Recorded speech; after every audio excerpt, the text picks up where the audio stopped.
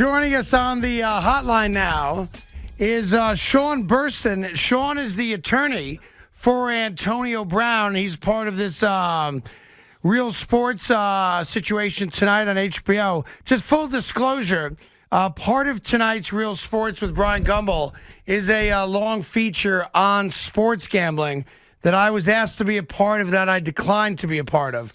And I just bring it up because I know people have reached out to me saying, that's scheduled for tonight, the Antonio Brown stuff. I don't know what it's kicking off the show, but that is scheduled for tonight. In any event, Sean joins us now. Sean, it's Craig Carton and Evan Roberts in New York City. Thank you for the time today. How are you? Good, Craig. Thanks very much for having us. I'm happy to talk about what happened to Antonio, what the Bucs did to him, and provide some context because I think a lot of it got missed in the knee-jerk reaction. That's fair. So let me ask, based on the clips that we've seen, which is all I have to go by, you guys referenced that on two different occasions, Tampa Bay's general manager sent Antonio some type of letter in which the claim is that they wanted him to go to an inpatient mental health facility and were willing to give him $200,000 to do that. Is that accurate?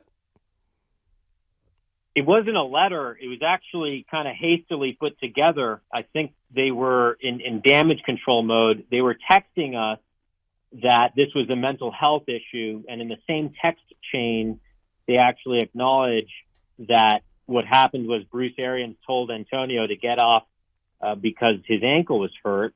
And, you'll see more in the show, but what they've already put out is Antonio's revelation that they were on the phone with us multiple times and said that this was a mental health story. It was actually a physical health story. And the premise was you can, collect your checks, but you've got to sit on the bench and go get, some undescribed form of mental health treatment. When this had nothing, whatever you want to believe. So let me just stop you there. So it wasn't that, because it's very important that we make sure this is clear. You and Antonio are not suggesting they were offering him some payment to go to a mental health facility of some kind. They were willing to continue to pay him his salary and go to a mental health facility, correct? I think you just said the same thing, right? They conditioned his right to be on that team. He had done nothing. He'd been thrown off the field, right? And they conditioned his contract right on getting mental health treatment and not spinning what was actually the truth, which was that they fired him because he wasn't willing to play while injured. So but before he was thrown off the field, wasn't he, because this is a report that came out from that game, wasn't he complaining that he wasn't getting enough targets? Didn't that happen at halftime where he was screaming and yelling and teammates had to calm him down? Yeah, Bruce Arians put that out. Bruce Arians also said that... So that's not true. What's not true? He wasn't complaining and screaming and yelling at halftime that he wasn't being targeted enough? I don't believe that that's accurate, that the characterizations of that are accurate, right? I wasn't in there. I don't have tapes. Antonio said to me that what he was complaining about was exactly what the GM texted us, saying Antonio was complaining about the ankle. And then Bruce Arians says the opposite and starts saying, no, he's complaining about not getting enough targets. So we have text messages from the GM saying he spoke to Arians that night, and Arians said it was about the ankle. And then once we started indicating, hey, guys, if you don't stop spinning this and saying it's a mental health story, we might just start telling the truth. Then they doubled down and said it was about target. So it's a total red herring, inconsistent with the text messages that they sent us. And further, I don't really think it's so let me say I don't really see. Yeah. And they were talking to Sean Burstyn, who's Antonio Brown's a lawyer and comes from one of the most reputable firms in the world, Skadden Arps. So I certainly respect your background as a lawyer in this regard. That's easily proved or disproved. Like, there'll be 52 other guys in the locker room that'll tell you he did this or he did that. So I'm going to put that to the side because that'll come out if this gets to that level where the other players that are in the locker room will say that it happened this way or that way. And then for me, that part of the case will go away. But Brian Gumbel asked him a question that was interesting to me, and that is a number of people, not just this particular situation in Tampa, think that Antonio needs some type of professional help when it comes to a serious problem that people have, which is mental illness. You guys disagree with that? You guys say that's BS, or what's the stance on that? I think Antonio Brown is all for the positivity and love people were showing him. The concern is that it was totally misplaced, misdirected, and engineered by the team as a cover-up for firing the guy because he had an ankle injury. So the issue is, the more we talk about, people started talking again about Antonio Brown's mental health after the team told us that it was a mental health issue and we shouldn't counter their narrative. So the issue is, it's very nice, but it's also condescending, and it's a disservice when people actually do suffer mental health issues for them to now be misusing it when it had nothing to do with mental health.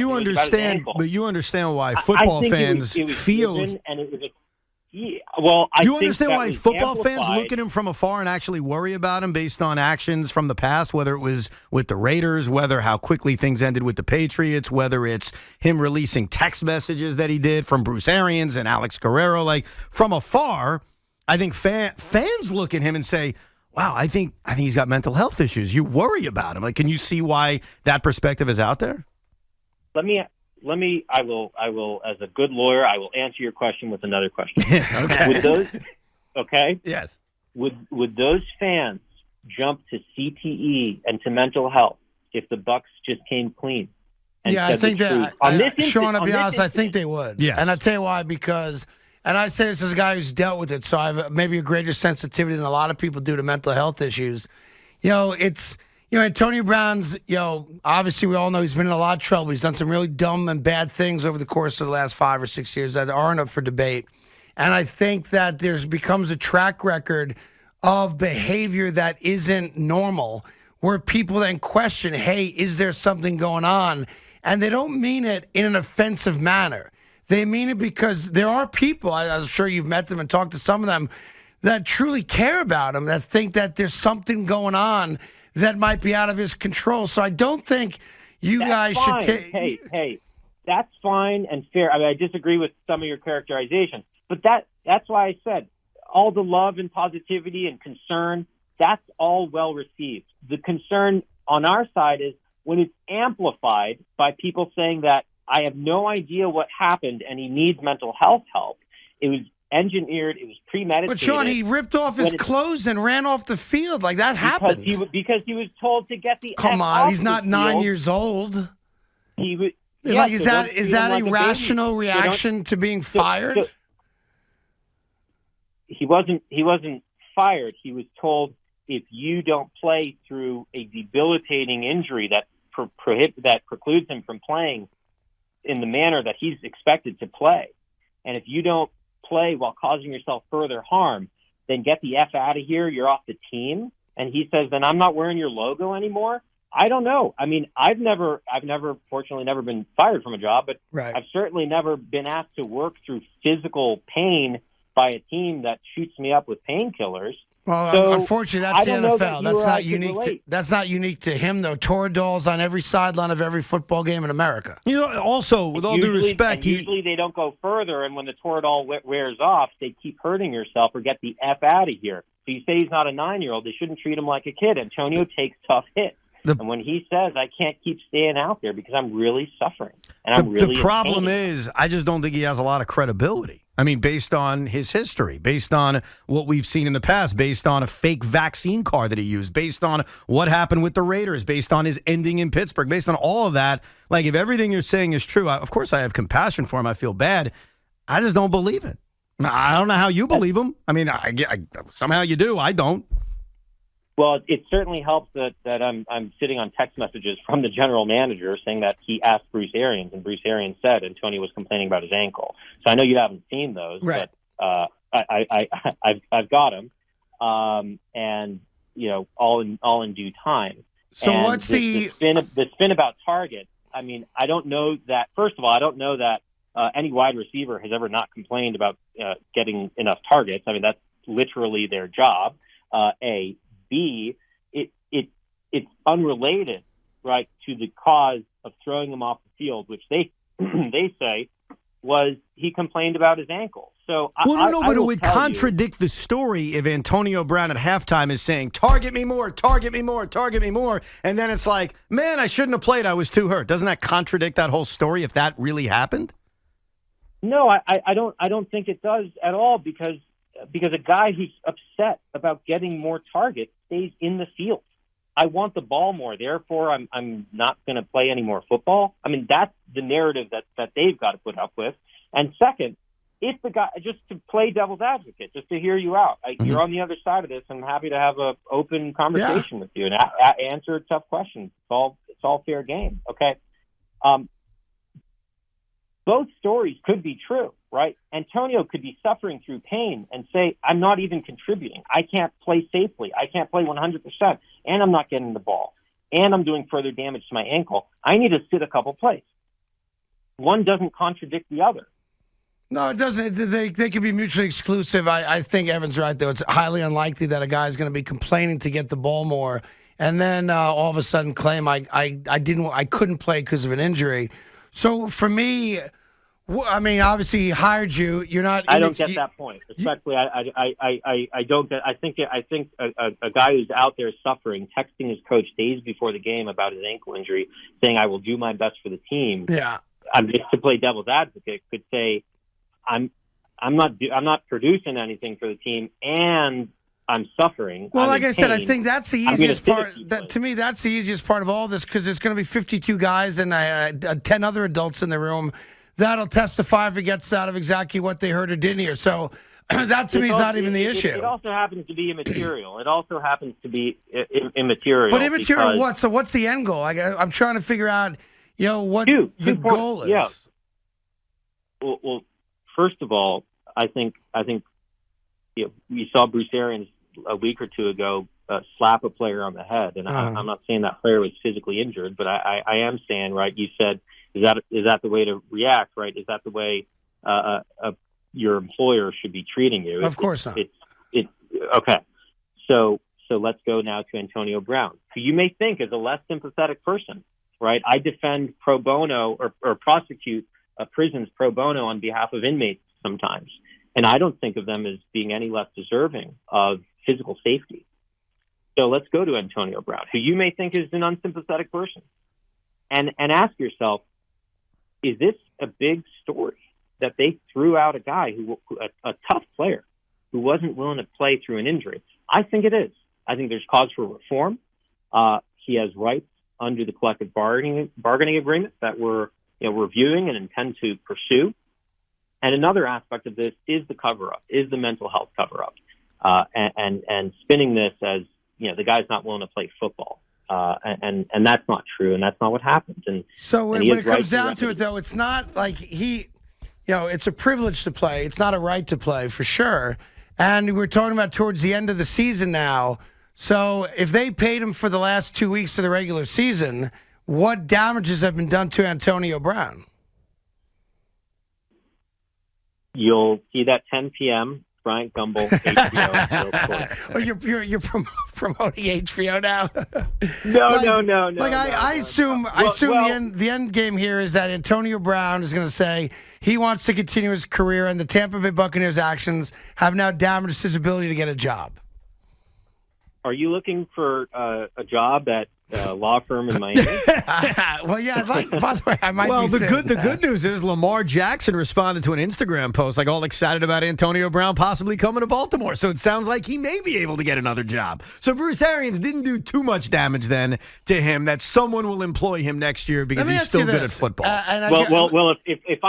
If I could convert every time someone tags me on Instagram into a $20 million contract, I'd be doing all right. Let me ask you this. So let's see. If you want to put the guarantee on that deal, I'll take it. You're in a different spot because, listen, you're paid to represent Antonio for his best interests, and I respect that. That being said, there's a lot of times lawyers will advise their clients that the best thing for you to do is zip your lip and just lay low. The more attention you bring toward yourself in this moment in time is not necessarily a good thing, whether you think your client's right or wrong. And I wonder if you feel that way, that after this HBO thing, the best thing for Antonio is to just disappear for a couple months. Oh well, that's not Antonio. Antonio is a he's a guy. He's out there, right? He's an interesting guy. He's a great guy to be around. And on this, on some of the the press that he has done, we talk, and he says, Sean, I don't have to worry about anything. I'm going to tell the truth. Obviously, if it's a criminal defense case, your lawyers treat that very differently. But Antonio was maligned in the press. I'm not saying by bad actors in the press, but the press did put out the messaging that the Bucs put out there. And Antonio doesn't really have anyone other than Antonio Brown to counter that narrative. So I respect, appreciate, and support him. But Antonio Brown is his best advocate on what happened January 2nd at MetLife Stadium. Yeah, it'll be interesting. It's the reason I asked our producers to put you on today, because Evan and I only have one side of it. We only have what's being put out there. We're not investigative reporters. I'm not inside the Tampa Bay locker room, nor was I at MetLife Stadium. So I've been trying to figure out what the other side of it is. I think we haven't figured out. But like I said, that either he'll be proven to be telling the truth, and the truth will set you free, or we'll see that he was lying about it, and then everyone can make the decision based on that. My final question for you is: did you talk to him about what it was like sitting in that room with Floyd Mayweather, Madonna, Kanye West, and Kanye's girlfriend listening to that rap song? Because I'm mesmerized by that video. I'm going to ask you one question. Yes. But I'm going to give you the answer. Let me ask you a question, though. The answer, I said, AB, what was that like? He said, booming. So that's basically it. Look, Antonio really, really appreciates that there are people who've come out and shown him some love and heard, and we appreciate you taking the time to let Antonio's voice get out there. Yeah. Unfortunately, the bell's been rung, and it's really hard to unring that bell. But I'm going to ask you something on this. Yeah. And I think it's immaterial whether one of the best wide receivers out there said, I want the ball more. I don't really see that as being, a cover story of on the New York Times. What's the question? But here's the question. If you were to see, I'm not offering to give them to you, but if you were to see in black and white text messages, Bruce Arians and the GM saying Antonio complained about his ankle and then he was cut. And that's when Bruce Arians said, get the F off the field. And what precipitated that was, Coach, I can't go and my ankle hurts. How would you feel about the story? I think if you showed it to me and I saw it with my own two eyes, and it all matched up, that he complained about the ankle, told the coach, I can't go, the ankle's busted, et cetera, and he said, get off the field because you can't go in that regard, I would feel differently about it. I wouldn't, obviously condone taking your shirt off and all that crap, but I would feel differently about the story, yes. I'll ask you and your listeners to keep an open mind.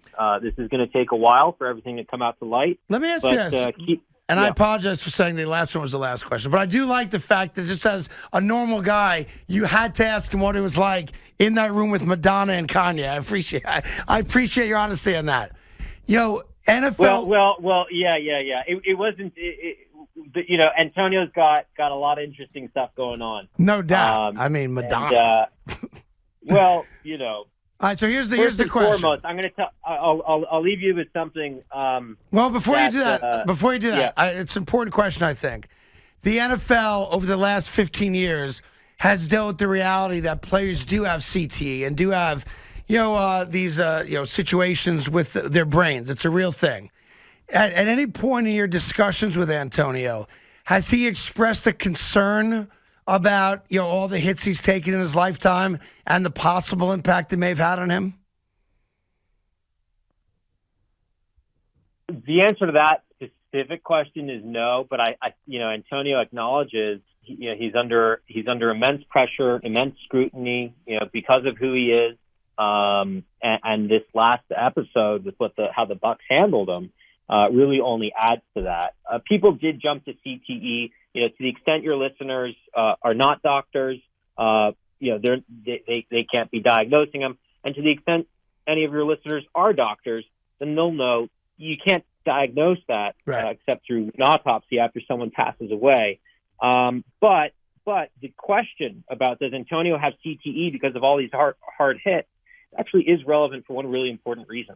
The guy takes so many hard hits that when he says, "Coach, I can't play right now because I'm hurt," he's legit.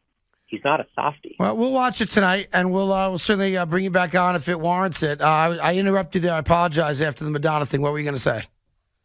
I was going to say that Antonio was traveling around a bit doing some work, and I'll just say he came back shortly after that, even though he had his hands obviously full with everything he was doing after the game. He did come back home to Tampa and said, "Sean, I miss my kids. I want to get back to my kids." He's a proud father of 6 kids. Yesterday was back with his kids, drove them to school, and there's just so many sides of Antonio that people don't see, and I'm privileged to see him. Great, funny, cool guy. Really, really dedicated father. So, well, listen. In due time, right, everything will come out, and I think a lot on Antonio has come out, and the full story is going to get out there, and people can judge for themselves. Well, as it plays itself out, we'll bring you back on. And, of course, at any point you want to make him available, we'd certainly talk to him as well. I appreciate you coming on short notice, and we'll check it out on HBO tonight. Thank you for the time, Sean. Take care, everybody. Bye-bye. All right, there you go. Antonio Brown's lawyer. Interesting. Doesn't change my mind on what I think about Antonio Brown. And respectfully to Sean, who is his lawyer, the notion of him being the greatest doting dad in the world is kind of belied by his behavior over the last, few weeks as well.